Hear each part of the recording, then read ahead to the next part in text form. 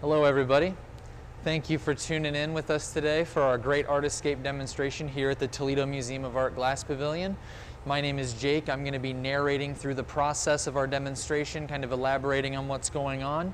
And then over here we have our gaffer this afternoon. We have Kelly, and she's going to be making a piece based off of the Beauty and the Beast. She's going to be making the Footstool dog, which is going to be a really fun demonstration. And she's going to be assisted by Sandy here. He's going to be bringing her any bits, doing anything that she might need throughout the duration of the process. So for those of you who aren't familiar, the Great Artiscape is where we do demonstrations throughout the week that are comprised of different fairy tales and fables. So it's going to be really interesting to see this piece be made today. So kind of before we get started, I'm going to get everybody up to speed on our studio space, kind of explain some bits of equipment before we get going. So our first main piece of equipment to where we get started in the glass blowing process is our furnace. And that furnace that Sandy's opening up, you can see that really intense light coming out. That is holding at 2,150 degrees Fahrenheit. And it holds up to 700 pounds of molten glass at any given time. This piece of equipment stays on 24/7, 365 days a year, and it's only shut off every few years in order to do maintenance or any repairs we might need to make on the crucible housing the glass. But we gather all of our molten material out of there, and that's where we're going to get started first. And moving on down the line, we can see an assortment of pipes and punties inside of our pipe warmer, and that pipe warmer is going to be heating the ends of those pipes up to about 900 degrees or so. And when they need to be preheated in order to gather that molten glass out of the furnace. Molten glass only likes to stick to hot things, so they're being preheated there while we're getting set up and ready, kind of letting them preheat while we're waiting. And then our last piece of equipment here is our reheating chamber. And this reheating chamber does exactly as the name implies, and it reheats the glass.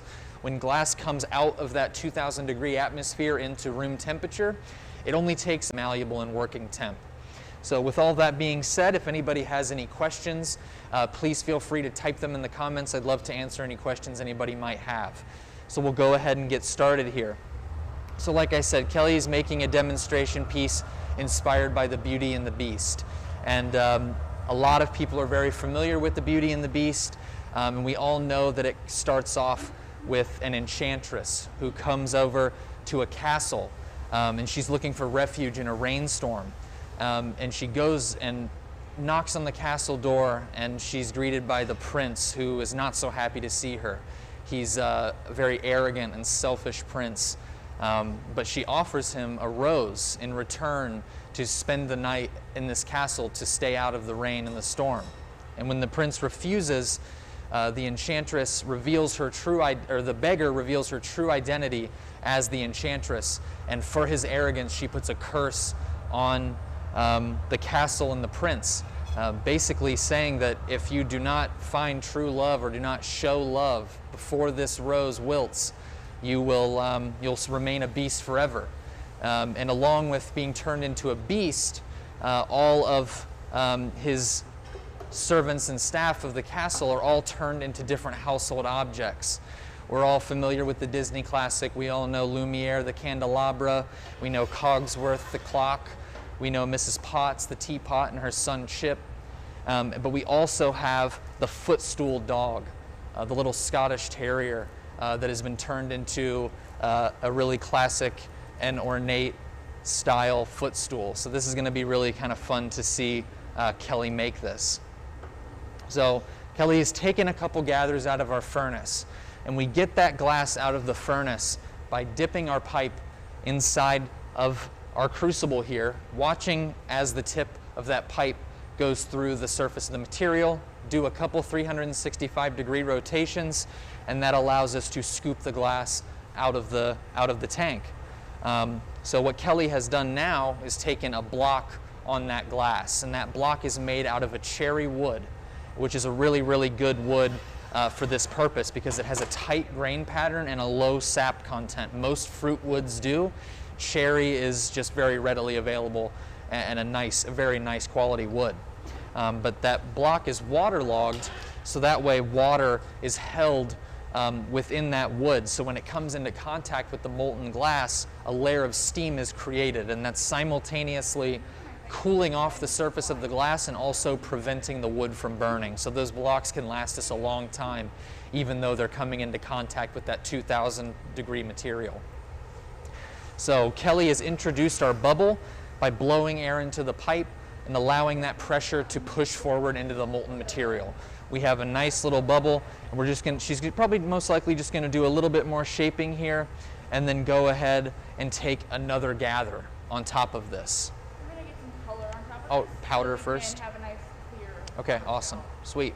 So Kelly has just told me that she's going to be adding on color first. We have a little image of the Footstool dog for reference, which is really handy for when we're sculpting from reference. But we're going to come over here to our downdraft table. And that downdraft table allows us to apply a type of glass color called powder or talc. And it's just a very, very finely ground and crushed up glass. And that downdraft is really nice because it allows us to not get any of that particulate in the air. We don't want to breathe any of that powder in. So our reference of our Footstool dog shows us having a nice red, really bright red color for the upholstery of the Footstool. So we're going to do a couple layers of this color here and when we're applying it. And that powder is only one way that we can apply color into the glass. Powder is really nice because it can give us an even colorization, but it's really nice because it's readily available because it doesn't need to be preheated. It can be put from room temperature onto 2,000-degree glass and work just as well. So one thing about when we're applying these layers, and we can see Kelly in front of our other reheating chamber, is we need to melt that layer in. Only what's coming immediately into contact with that molten material is getting hot enough to kind of stick and adhere. So we need to melt in the prior layer before we go and add a second. We'll probably do 3 or 4 coats to make sure that everything is nice and even and a nice saturation of color.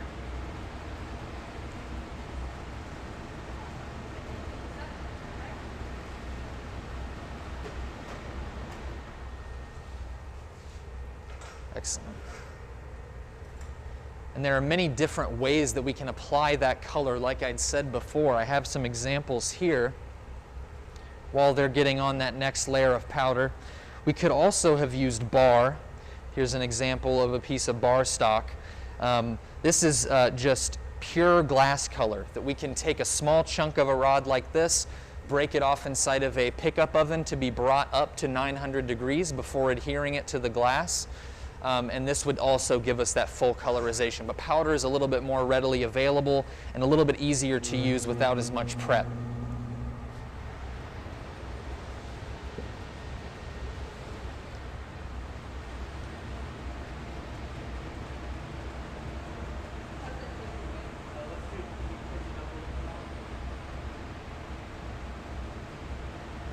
So we're making sure that everything is nice and evenly covered, making sure that not only the sides of the bubble are coated in that powder, but also the tip of the bubble.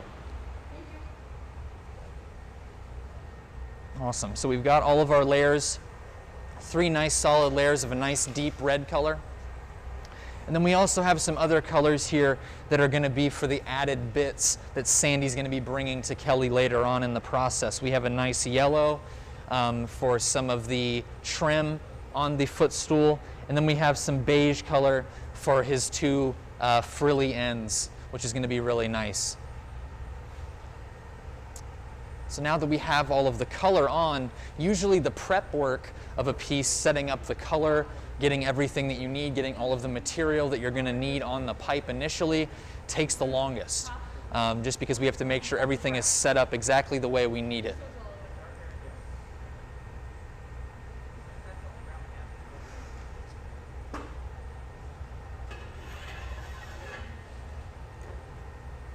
So before we take our 3rd and final layer of clear glass to encase all of this color, Kelly's just making sure that the bubble is nice and set up using her jacks. And those jacks are a really, really important glass blowing tool. They're kind of the most iconic glassblower's tool because they're not really used in any other practice. They're really recognizable to the glassblower. This tool was designed some 2,000 years ago by the Romans, and it's theorized that it was based from a pair of sheep shears from the original design. You can see that shape kind of still retained in what we see today, 2,000 years later. But they're a really, really handy tool. They're very versatile. So at this point, we can see that the glass is no longer glowing. It's not really emitting any light anymore, but it still has a tinge of a darkened color. And that true red color isn't really going to come through until the piece is annealed at the very end of the process. So at this point, we're just kind of waiting. We're allowing this prior layer to stabilize, to withstand the temperature of that furnace, because we do have a bubble inside of here. So we have wall thickness. So if we go in too hot, we run the risk of that bubble collapsing down and losing our bubble. So the early part of the processes are a lot of waiting. Her indicator is kind of the movement of the piece. She's kind of looking to make sure that the piece isn't moving. And like I said, it's not emitting any light, it's not glowing. She's taking that final gather, that final coat, and you can really see that new, fresh, molten layer of material really putting off and emitting that light, that heat light.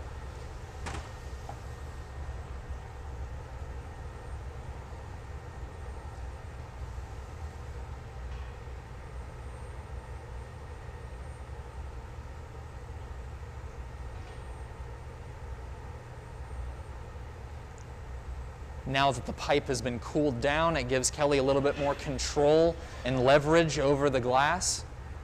And we're just going to go into another block, a larger block, to accommodate for the additional mass that we've just added on. And the block is really simple. We can just roll on the very outside, and then we'll go back into the reheating chamber and boost up all of the different layers of glass to one even temperature. Making sure that our body of glass in the pipe is homogeneous is very, very important. Because that ensures that our bubble is going to blow out evenly, and we're just going to have a much easier time. We want to make sure that everything is happy and hot.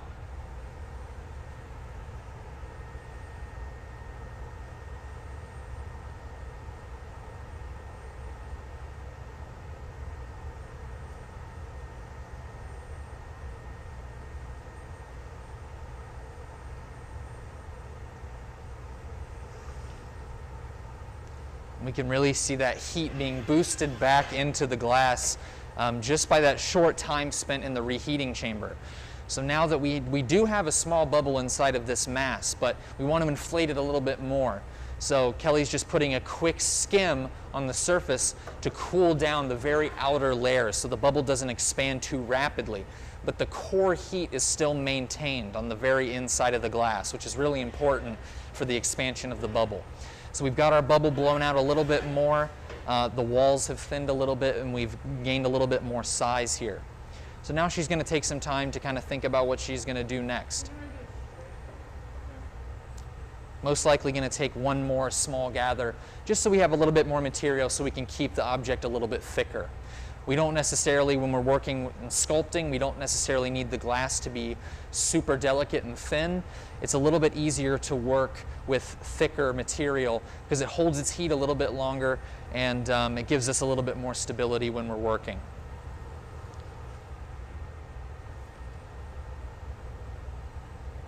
So again, we are making a piece from the Beauty and the Beast. So I left off that the enchantress had turned the prince into the beast and put a curse on the entire castle staff, turning them all into household objects. So we all know that the story, our protagonist is Belle, and she's a very intelligent girl in her village. She really, really loves books, but she's a very, very beautiful woman, and there's a man in the village named Gaston who is a hunter who really only wants to be with Belle, only wants to marry her for her beauty, and doesn't really see her for her true potential. We all know her father, Maurice, the inventor, is kind of the crazy man in the village, and he goes out on his horse one night and scared by wolves in a storm. and he finds refuge in the beast's castle, and the beast captures him and says, "You're never leaving the castle." And when the horse comes running back to the village, Belle is distraught and can't find her father, so she goes out looking for her father. And that's when she goes back to the castle, or she goes to the castle and she meets the beast and convinces the beast, "If you let my father go, I will stay here with you."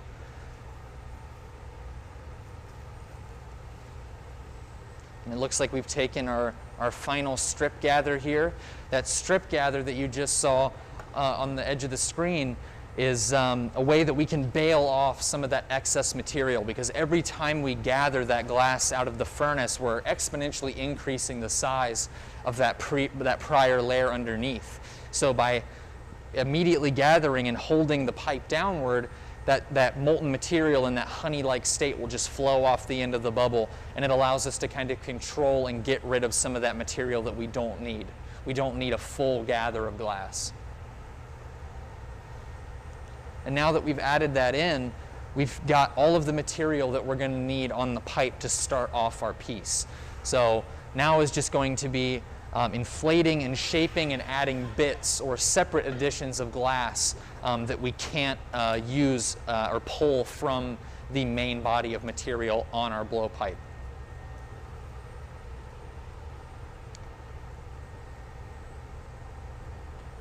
And these set of steps at the very beginning are, they all kind of follow the same rhythm.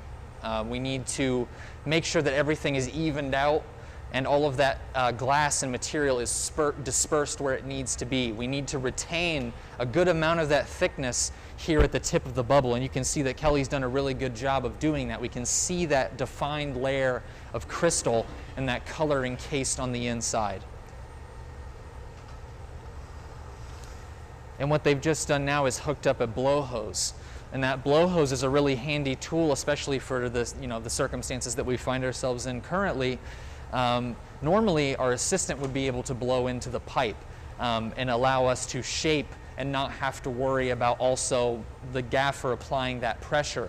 But the blow hose is a really, really handy tool because it allows us to do both simultaneously. So you'll know exactly how much air pressure you're putting in. It's just one more thing that we'll have to take into consideration, but it's a really, really handy tool, and it allows us to continue blowing glass even with the circumstances we find ourselves in currently. So Kelly is doing a little bit of blowing right now. It's hard to see because she has the blow hose underneath her mask, but by rolling the glass on that steel top table called a marver, we're isolating the cooling areas of the glass. We're really cooling down the tip of that bubble to retain that thick portion of glass at the very tip, while also simultaneously inflating and blowing out the shoulder, which is the portion of the material that's right off of the head of the pipe.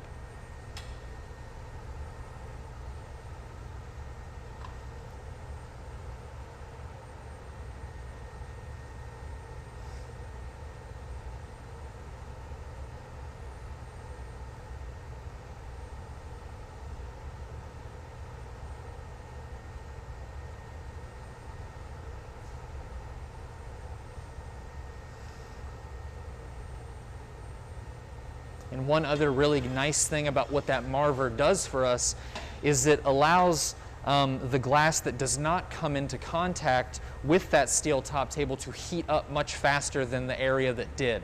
So it allows us to kind of plan ahead and know what areas we're trying to inflate before others. So the tool that Kelly has in her hand now is simply just a couple sheets of newspaper folded into thirds twice. And it's also very similar to the block, waterlogged. So that water that's being held within those layers of fibrous paper is being burned off and steamed out as it comes into contact with that molten material. And that prevents the paper from turning into a campfire in our hand, but it's also simultaneously cooling the glass, but in just a much more specific manner than the block. It's a little bit more versatile of a tool, and that's really great that it's made of newspaper because it's dirt cheap. It's awesome. So we've got our bubble inflated a little bit more, And pretty soon here, we're gonna have to go ahead and add in what we call the constriction line, or the neckline, or the jack line. It has a lot of different names, but they all mean the same thing. It is an area that we apply to the glass using the blades of our jacks to squeeze downward and apply a pressure close to the pipe. And that's going to be a weak point, or an area where we can isolate stress in order to remove the piece from the blowpipe, because obviously we are not able to anneal the pipe with the piece, so we have to have a way to break it off. So Kelly's really laying in some heat into the back of the piece, which is one of the more difficult parts of the process, because the area that's closest to the pipe is naturally going to be colder than the tip of that bubble, because it is next to a steel pipe, which is naturally pulling some of that heat away.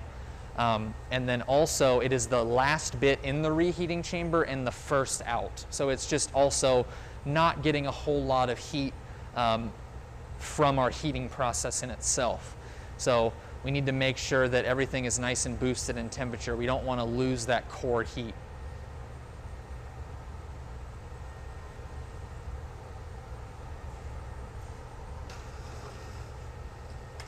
And I'm not sure how difficult it is to see from the angle that we have our camera positioned, but you can see the layers of material. We can see that color underneath that thick layer of crystal, and that's exactly what we want. We want to make sure that we've retained that thickness, so that way we have a good amount of room to comfortably blow the piece out and get it into the shape that we need. Added a bit of length. Kelly has blown once again into the pipe, and we can see that shoulder beginning to expand a little bit, which is exactly what we want. That's a really good thing. Getting that glass as thin as possible closer to the pipe. It makes it much easier to break off and be removed later.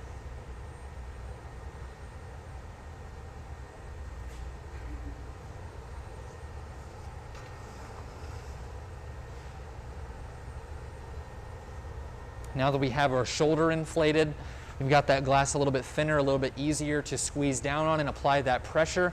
We're going to go ahead and add in our jack line. And once we have that jack line added on, we can then begin shaping the body of the bubble, because that jack line is kind of our point of symmetry as well as that weak point. So we kind of have to establish that line before we can do any significant work to the bubble when in regards to the shaping.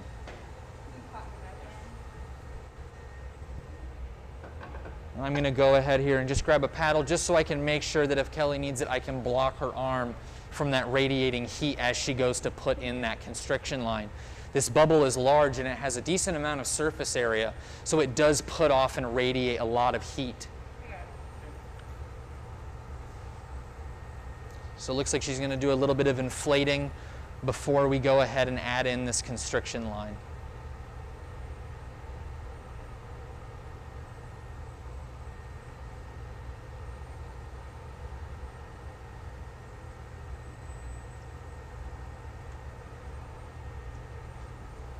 Nice.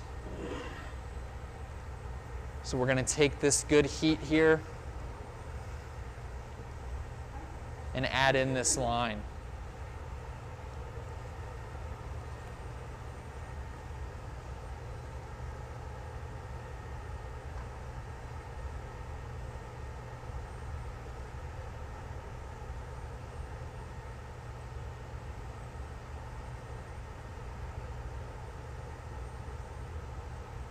And a good indicator that the piece is ready to be, or hot enough to be manipulated, is Kelly is looking for the movement of the glass. We can't really tell the color because everything inside that reheating chamber atmosphere is glowing orange. So we're really looking at the movement of the glass.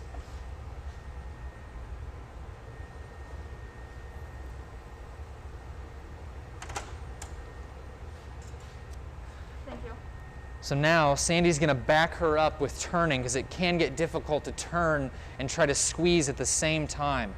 So now I'm just using this paddle here to block her arm, and she's just squeezing down, adding in a point of stress, or that constriction line. Nice. So now that we have that line established, it's going to make it much easier for us to begin to inflate this bubble and get it into shape. Because for the footstool dog, we're going to need to make sort of a rounded or a rectangle with rounded edges. We're not really going for completely sharp and angular edges. We want them to be nice and rounded. So the first thing we can see is we have a sphere now. Glass kind of naturally wants to go into this more spherical shape. So in order to lengthen the piece out, we can do a lot of different things, but we're going to use the easiest way that we know, and that's gravity. Gravity is kind of unavoidable, so we're going to angle the pipe downward, and that's going to allow that glass to stretch out. Kelly did a really good job of maintaining that thickness at the tip of the bubble. You're okay. And that thickness acts as an anchor, and it pulls. It's a little bit of extra weight that we can use to stretch and elongate that sphere into this more cylindrical form. We're going to add a little bit more air, go back and kind of make sure that constriction line is nice and tight.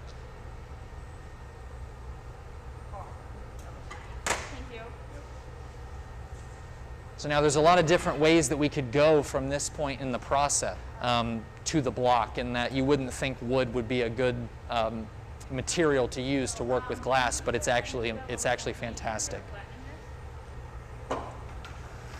So another really handy thing about having Sandy here to assist Kelly is that he's able to go into the reheat chamber and take heats for Kelly, so she can be on the outside of the bench to get a better viewpoint and vantage point of what she's doing and how she's shaping the material. So she is squeezing with those paddles, so that way we do not collapse our bubble. Sandy is capping the end of the blowpipe and creating a pressurized area inside the pipe so the air cannot escape. We don't want to squeeze that bubble too hard and collapse it in on itself. So just by doing nice and light turns here, we're able to get more of a rectangular shape. Beautiful. We go ahead and give that a flat.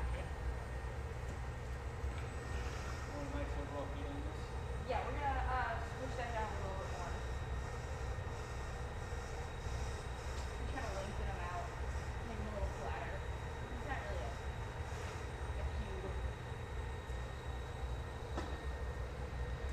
So we can do this multiple times in order to get the shape exactly how we want it. And it's all Kelly's decision while working this. She's the gaffer, so she has full creative control of the piece as she's working. Nice, so we've made it a little bit flatter. Give that another little bit of heat. I can just heat the back end, and then I'll make sure the bench will flatten out that mat. Might need a door, Kelly.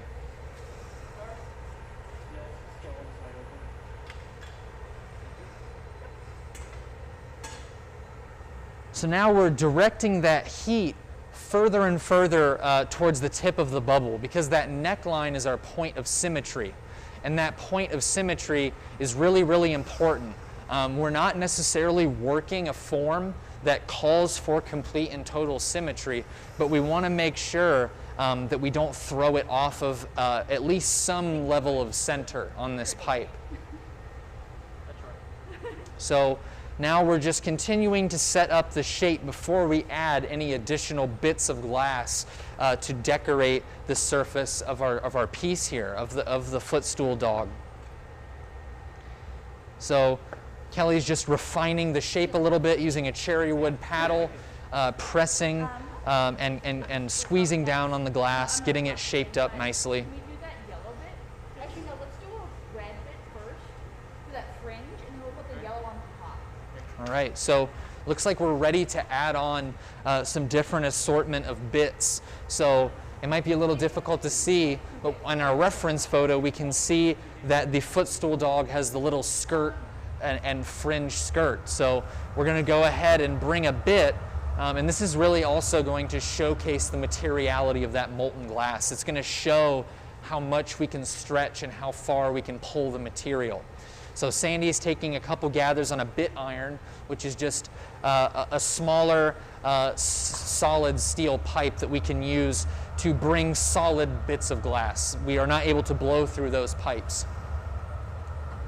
So we take a couple gathers here, and then we're going to be utilizing these different layers of color that we have here, or these different types of color. So here on Sandy's marver for his reheating chamber where he can prepare these bits, we have a nice red, or this might be a beige. That's amber. We have a nice amber color here in a powder form, and then we have a frit form of a nice yellow. And that yellow frit is very similar to powder, except it is just a little bit larger particles of glass. It gives us more of a speckled appearance as opposed to a solid colorization of material.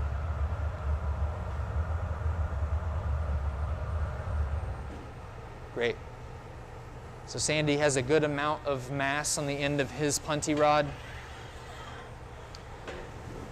And while he's setting this up, this is giving Kelly some time to do any shaping that she wants to and kind of get the piece where she likes without the need of Sandy's assistance. He can work on his own portion or bit of the piece while she's maintaining the shape of her bubble here on her blowpipe.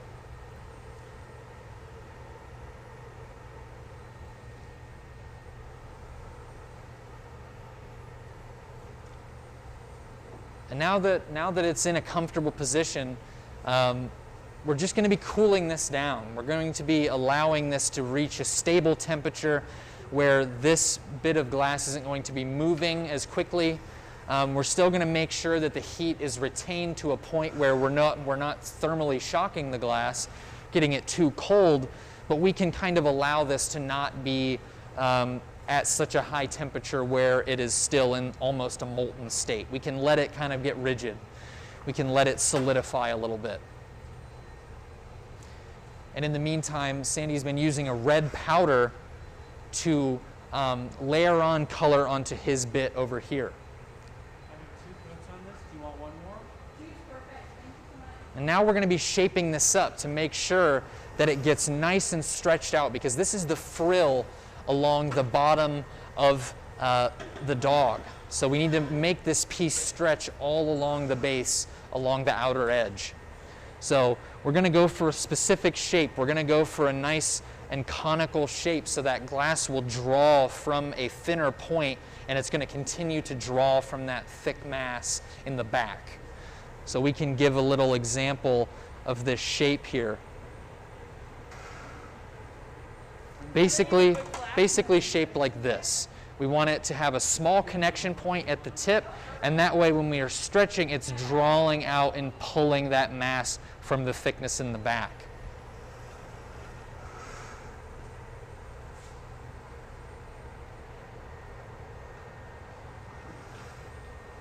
And we can set this shape up using one of our marvering tables, as you can see Sandy has here.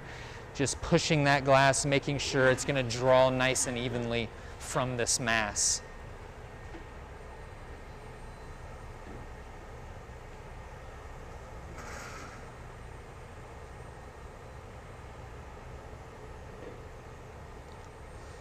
And if we look over at Kelly's bubble, we can see that the color has dulled back down. We're not really emitting any light.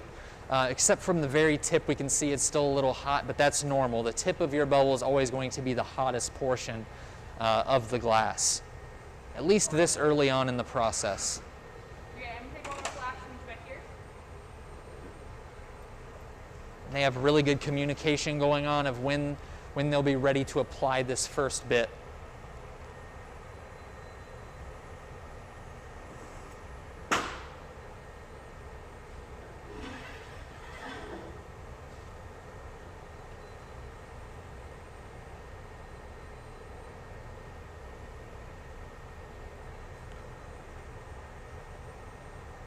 So we really need to make sure that there's enough heat boosted into this bit so that way the glass will draw nice and evenly from the pipe.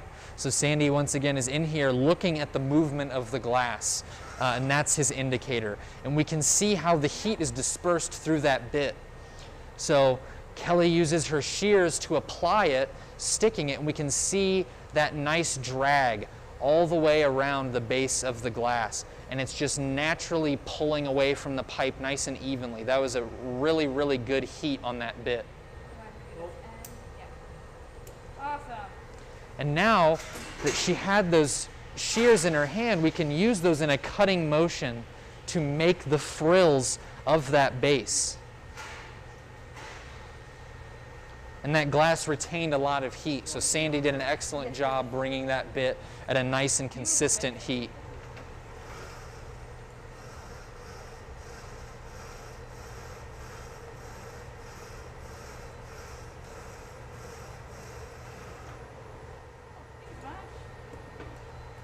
Awesome. And one really nice thing too about taking that quick flash, Kelly's bubble was cooled down to the point where it's not going to build up heat super quickly in that reheat chamber. But that bit that Sandy just brought in a molten state where we were able to stretch it all the way across the body of this piece can build up that heat a little bit quicker. So we can heat and flash the piece without disturbing the shape of our bubble, but allow that bit to get nice and hot so we can continue to manipulate it. Would you like me to start on the next bit? Yes, can you do that yellow one? Yes. Nice. So now we're going to be adding on a little bit more of the embellishment on the upholstery of the footstool. So we're going to do a very similar bit, and that we're going to need it to be in that same shape, that same kind of conical form, so that way we can stretch it all along the base of the piece above the skirt. So it's going to take Sandy a couple gathers of material. When we're gathering the glass out of the furnace, we need to let that first layer stabilize a bit, otherwise we're just going to lose all of the material that we're trying to gather back out. It's just going to be so hot it's going to fall back into the pot. So he's over there kind of letting that first initial layer stabilize. And once again, now that we've added this bit and Kelly has it shaped the way that she likes it, she's just maintaining, not really boosting too much heat into the piece, but just allowing it to be a nice even temperature and not get too hot. So this next bit that we're adding is yellow. So we have our marvering table here with our yellow frit on top of it. So Sandy's going to bring it right over to his reheat chamber, apply a couple layers of that frit. Frit is a little bit more important that we do multiple layers unless we are going for that speckled appearance. But if we want it to be a complete coverage of color, we'll have to do a couple of runs through coats of that frit.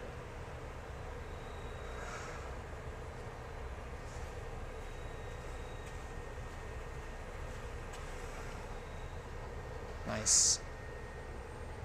So while maintaining that temperature, we're doing what we call flashing. So Kelly's just in there for short periods of time, and that's, again, just to make sure that the glass does not get below a temperature that could potentially thermally shock the material and get it to a point where it can actually break from the pipe when we're not ready for it. So the temperature in that looks really, really nice. It's not lightening up. That kind of darkened red is a good indicator that we still have a good amount of heat. We're still, well, most likely above 1,000 degrees. We're not anywhere near the danger zone of like dipping below 900.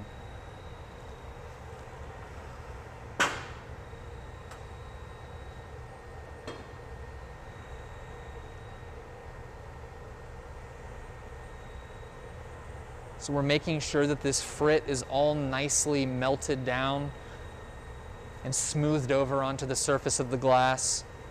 And then once again, we're going to go for that nice conical shape so we can pull and stretch the glass just very similarly to how we added on that skirt bit.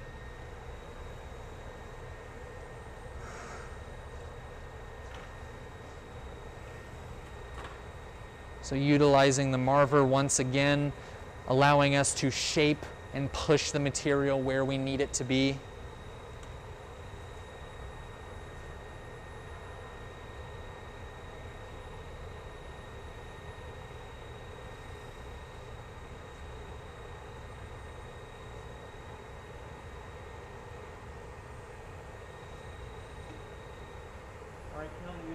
this heat, and then I'll be ready for you. Awesome.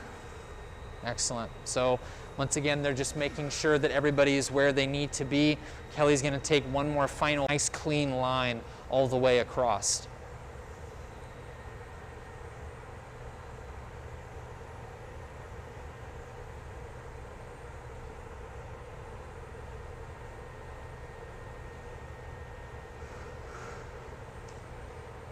Nice. So Sandy presents it straight up and down. It kind of allows the glass to stretch a tiny bit. And now Kelly's just going to be dragging that glass across the base of this piece, just kind of gently turning while she's also guiding it. And once again, we had a bit that was brought with almost perfect heat, allowing it to stretch excellently and evenly all the way around the base of the piece. Nice. And once again, for those of you watching, if anybody has any questions or comments, feel free to type them in the chat, and we'd be happy to answer any questions you may have. Let's put your open on the Keep the name. You want like two gather like round balls, essentially. Yeah, and then I'm going to stretch them out. Excellent. So we have a little bit more communication happening of what what bits are going to be added next. Three or four coats of amber on those. Okay, sure. I'll bring in a little bit bigger too, so you can see how much you want. Awesome. Thank you so much.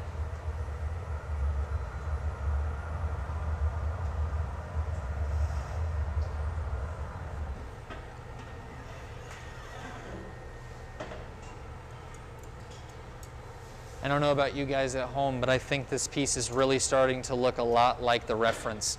It's really cool. Really nice to see. And very similar to the prior bit, that bit still had a lot of heat built up into it. So after that heat that Kelly took, the bubble pretty much went unchanged, didn't get enough heat boosted up into it to have any movement occur, but that fresh bit was still able to be manipulated. So Kelly was just pushing that back down a little bit more, exactly where she wants it to be. In the meantime, Sandy's getting his gathers that he needs out of the furnace.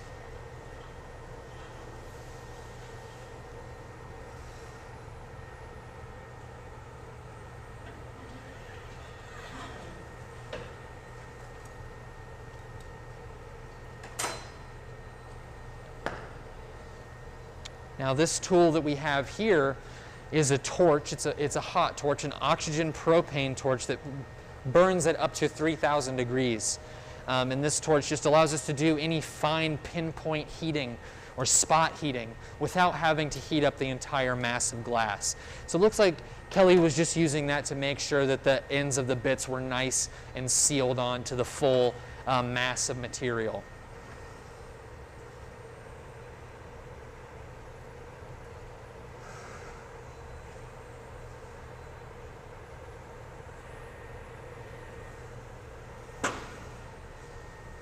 Sandy's going in here into a nice beige powder, as we can see over here on the marver next to that yellow.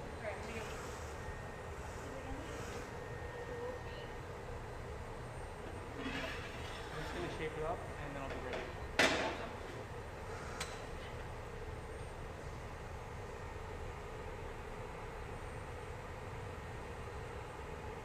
So giving this one more nice shape, that beige color is really, really nice. What's this bit for? Is this one of the tufts? This is going to be one of the feet. One of the what? The feet. Oh, the feet, okay. Cool, so now we're adding on the feet of the dog.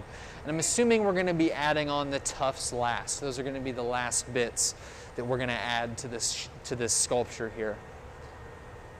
Just because they're more off of the mass, they're gonna be a little bit longer. We don't wanna have them be the first or early on in the process, just so that way we don't have to worry about maintaining a nice even temperature throughout the rest of the process. Can you squat that back up and I'll use that for the second foot? Absolutely. So Sandy had enough material to use for 2 feet. So he's going to shape that other layer up, and Kelly's using what we call a tag, or just a flat metal paddle, to kind of put a skin on on that new layer or new addition of glass to really cool it down rapidly, because that steel is almost like a heat sink. It's pretty much immediately soaking any heat into it and pulling it out of the glass. So Sandy's going to shape this up, and after he brings this bit, he will no longer have enough material to bring a bit on this pipe. So he'll take a couple more gathers, and then we'll have enough material for both of the front feet, and then we'll be able to move on and finalize our sculpture.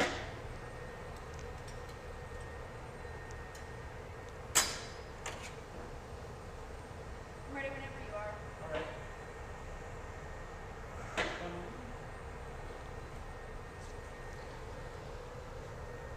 So they bring that bit, stick it on, make sure that surface area contact is exactly where they want it to be, and then it's cut free. And it's going to be shaped into another foot.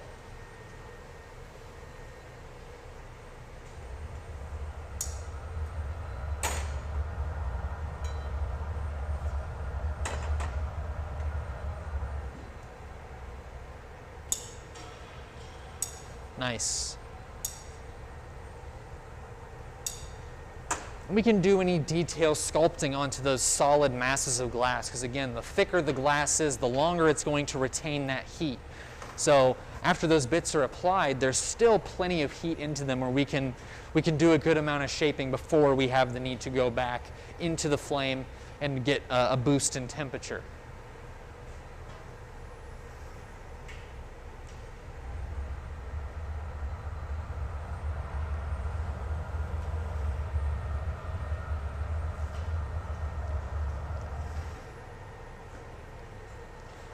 We can really see that the 2 feet are still glowing, because those bits are still pretty hot. The rest of the glass has kind of stabilized and all kind of evened out in temperature, and that's exactly what we want. So we've got all of our mass here for this next edition of the feet, and we're just going back into that beige color, taking a couple layers to make sure that that's all nice and even, and then we'll bring those 2 bits onto our sculpture here.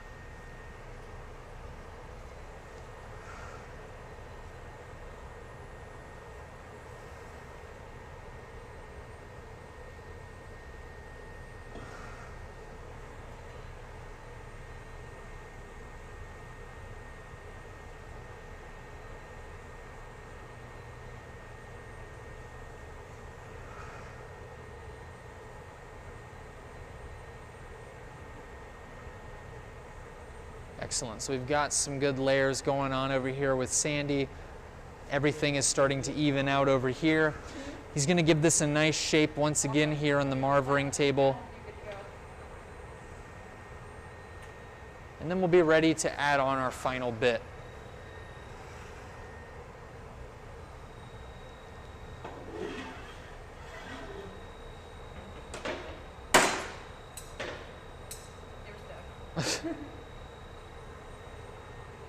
Excellent. So Sandy's going to bring this over.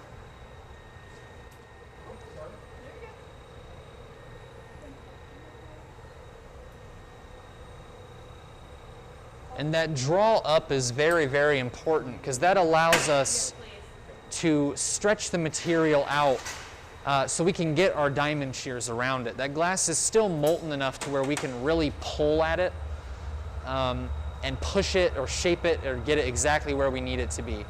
And that tag is just to put a nice skin on the surface. We can see that what comes into contact with that cold steel is the color appears to be changing, but it's not actually the color changing. That is just the heat being removed from the glass. That glow is being taken away.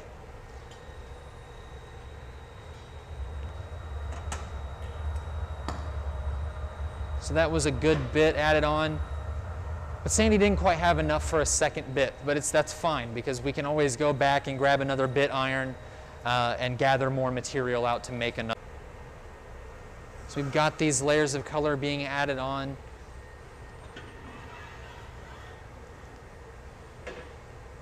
Kelly's maintaining her temperature really well, making any little corrections while Sandy is busy bringing her final bit for the legs.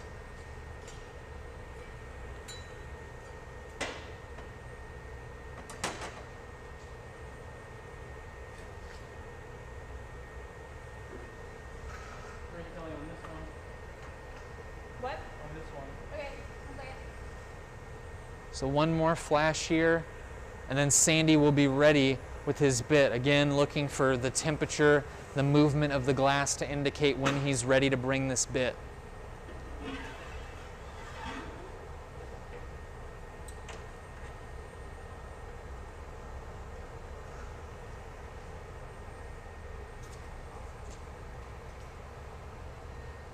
Excellent.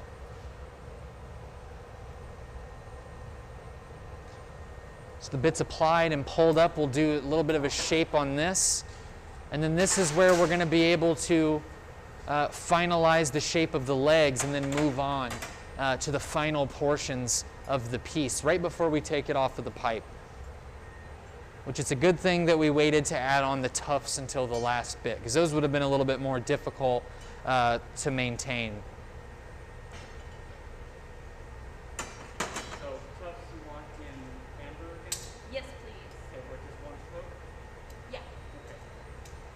We're going to be adding on one tuft. And now we're trying to replicate this glass to appear as though it is frilly, that it is tufts of fabric. And glass has a really amazing quality in that it can mimic a lot of different textures and other materials. So we'll see how Kelly decides to approach this bit in shaping it and texturing it to give it the look that she's going for.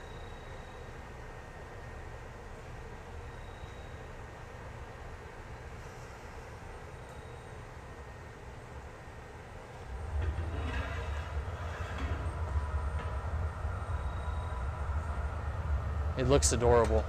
Thank you.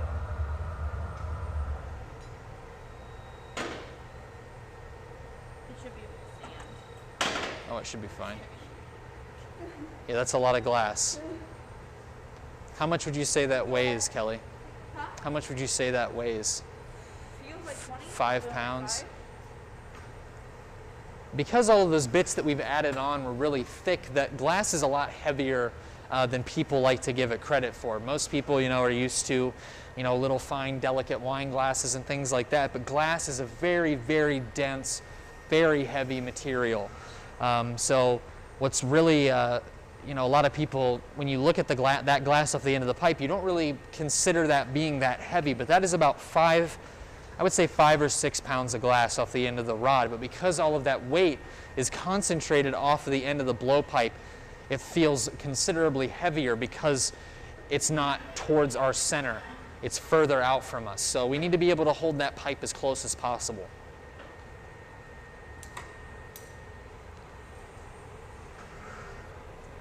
So Sandy's got this bit all nice and shaped up, and we're going to get ready here to add on our final bit right before we're ready to take the piece off of the pipe. Oh, right. Also the tail.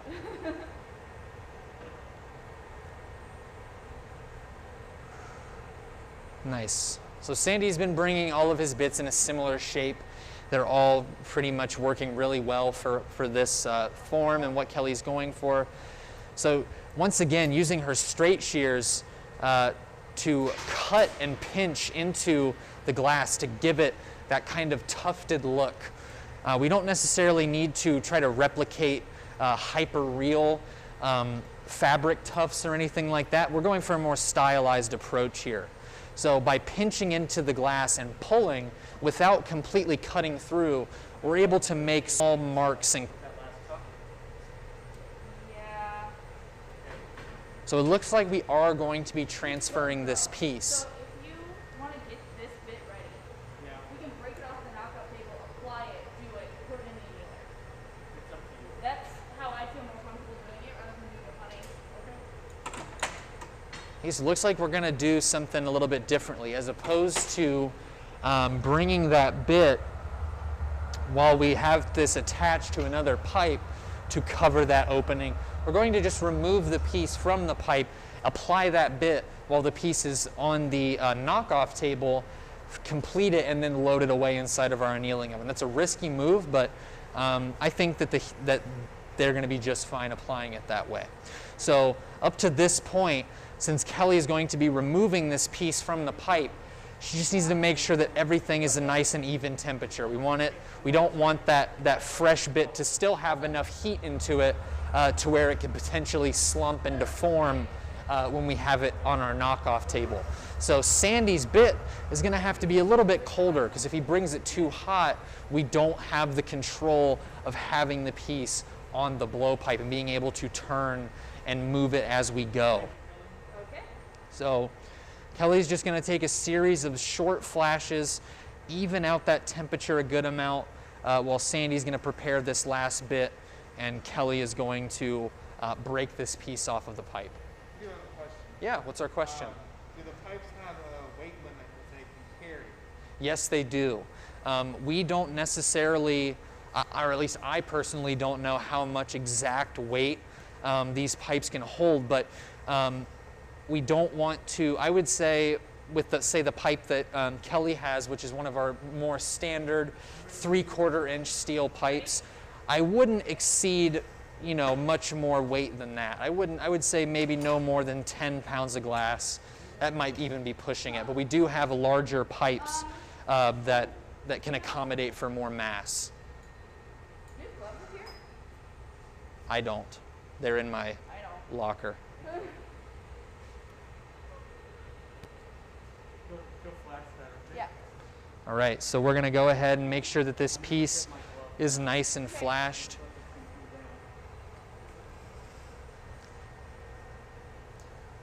Sandy, if you need, I could hold on to that pipe while you're grabbing your gloves.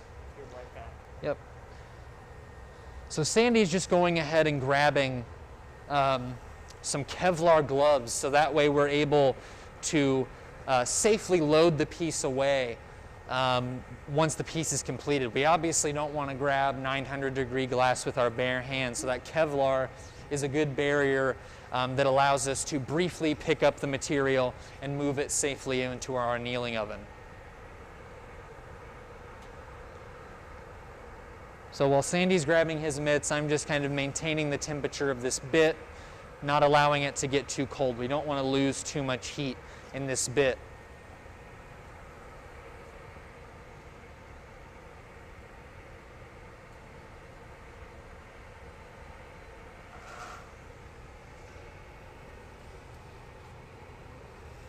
Nice. So Sandy has his mitts ready.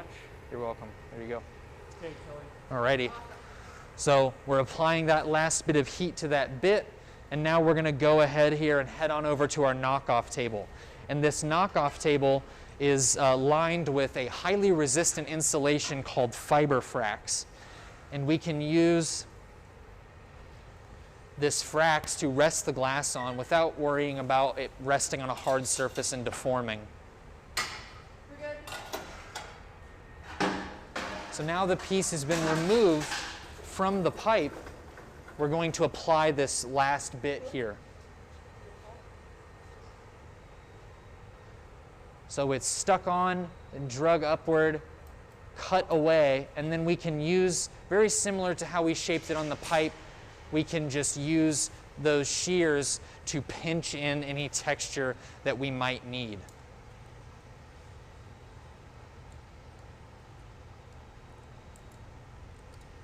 Awesome. Good way to finish the piece. Hit this with my shirt. Using that hot torch over here just to make sure that there's no sharp edges from the cutoff. And now we're ready to load the piece inside of our annealing oven. So the piece is set inside of our annealing oven, which is much, much hotter than, say, a conventional oven you may have at home. It's about double the temperature.